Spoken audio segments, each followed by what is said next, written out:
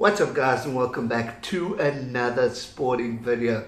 I know I said next time you'll see me will be the recap, but I just wanted to do a little bit of a preview before tomorrow's big game between South Africa and Australia. I don't think some of us realize how big this game is. Obviously if you're New Zealander, then it doesn't quite apply, but for rugby's point of view it's huge.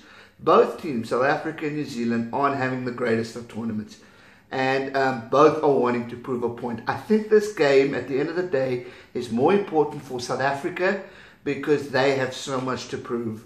They came off a very bad game, and they got the whole country, the whole nation, everyone on their heels for tomorrow's game. Obviously, we're behind the boys, we want them to win, but a lot is riding on this game. So much talk has been happened this week. Jake White making comments saying that Alistair could see him as bring back Bismarck du Plessis, Yanni du Plessis, all those old blokes. Now, personally, I disagree with Jake.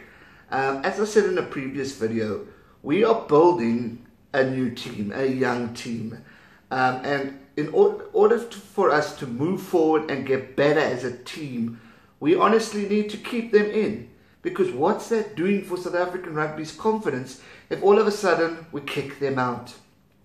If they've been given chances before and they can't perform, then fine, they must go. Just like Raymond Rule, he had a shocker of a game and he's had a shocking season. So for him to go back, that was the right decision from Alistair Coetzee.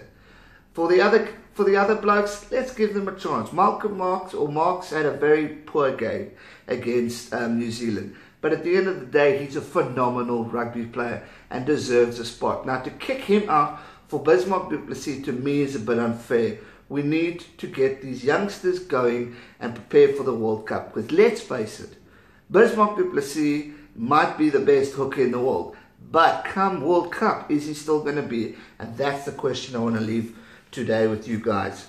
Now, if we look at this game, a lot is in favour of South Africa because it's played here. Since 1992, Australia have only won 5 games, which is quite hectic. And I think since the World Cup, it's actually only been 4. Now that is with the John Eales and all those legendary players, Stephen Larkham, Matthew Burke, all those Kefu, all those great players. So from that point of view, it's not looking good for Australia. However, if we look back at history, history shows that in the past 10 games with the top teams, so like South Africa, New Zealand, England, those who have lost not scoring, only a team has only won twice out of those 10 games where it's been like a 50-0 or a 20-0 and all that stuff.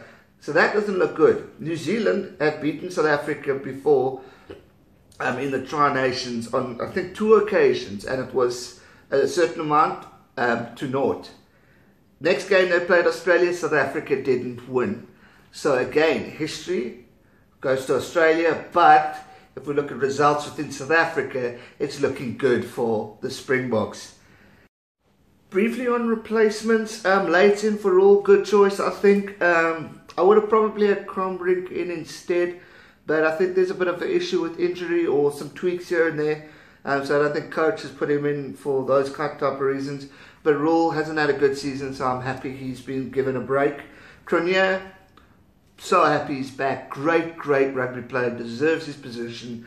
Had a great season. I'm a bit sad that Hougaard was sent home. I know he had a knock-on or 2 previously, but I think he's a great player. He's got good tactics, good skills. I would have kept him in rather than Rudy Page, but again, I am not the coach, so we'll have to see what happens tomorrow.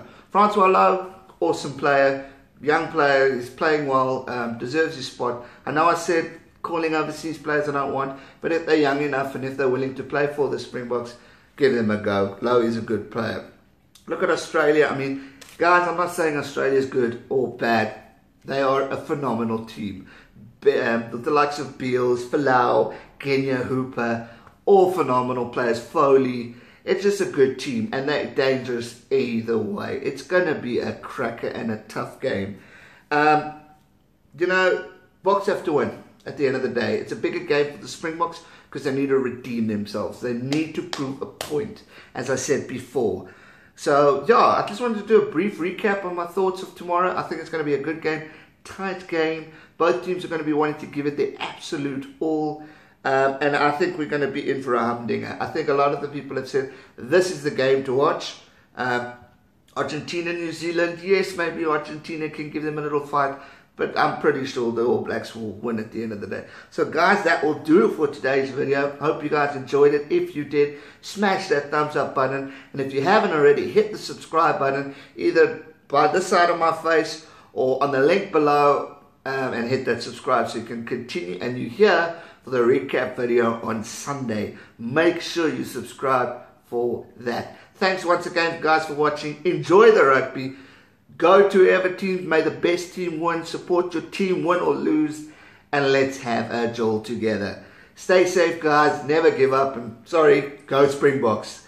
Cheers, guys.